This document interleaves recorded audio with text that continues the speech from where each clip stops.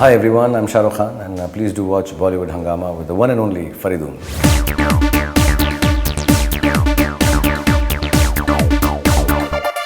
I always tell people that there will be 5 films which I will show my kids after 20 years, and Fan will be one of those films.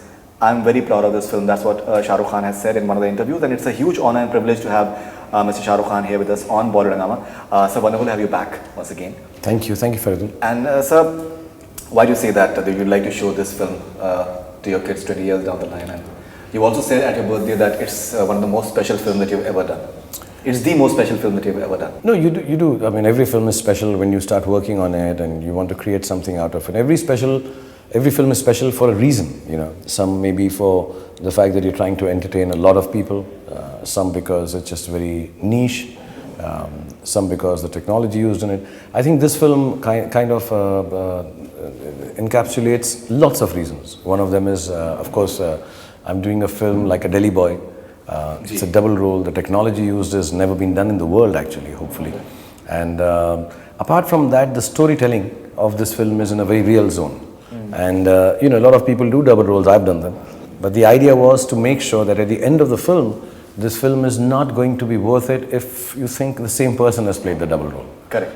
And there's a reason for it. It's not just doing it because we're being indulgent.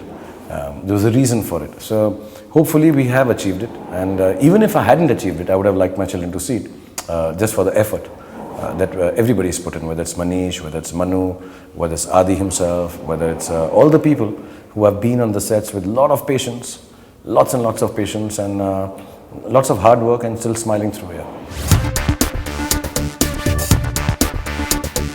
Now, while you also said that this was one film that maybe it could not have been made because you guys were very just circumspect that there's a lot of effort that will go, especially in terms of VFX, and then finally you guys decided that you will go ahead with that.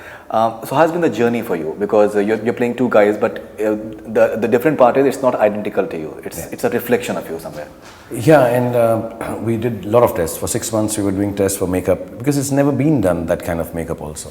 So Greg Cannon had come, the guy he's done Benjamin Button, Mrs. Doubtfire.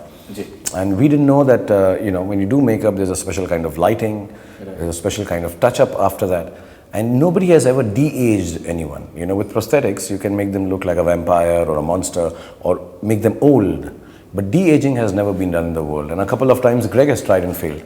So he said, and he's supposed to be the best at this. So he said, you know, we never tried it, but let's give it a shot. And for 2 hours, you know, so I think we did one test. We shot for 7 days, a very expensive schedule, action, while I was shooting Happy New Year actually. And then we were like really kicked because we couldn't see the results for 3 months. So we all waited 3 months and then we went to see it and it just didn't work. You know, it looked unreal, it looked plastic, it just didn't look complete, and we were very depressed, all of us. And then we kind of came down from my office in Red Chillies and we said, "Abhi kya kare?" So we said, "Yaar, chhod dete hain picture." Then we talked, Adi, me, Manish, and we said, "Yeah, let's just make it, and let's see if we can get it right." So the VFX guys, the makeup artists, they said, "Let's give it a shot.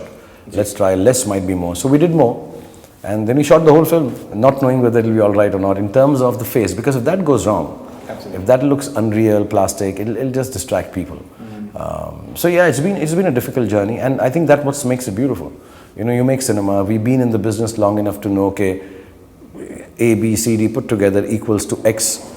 And then, yeah, even that X may work or may not work.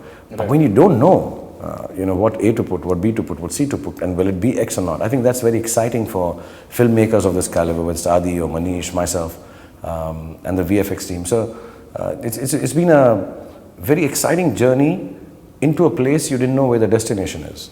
And so now it's done. And we are hoping that we've reached the destination, and it's very heartening to know that we went into it headlong. It's like theatre, that you go for it. It's like street theatre, and hope everything falls into place. You know, that doesn't happen anymore. So this has, and also it will open new gateways and areas for people to look at in terms of what is possible in terms of filmmaking in India. Right.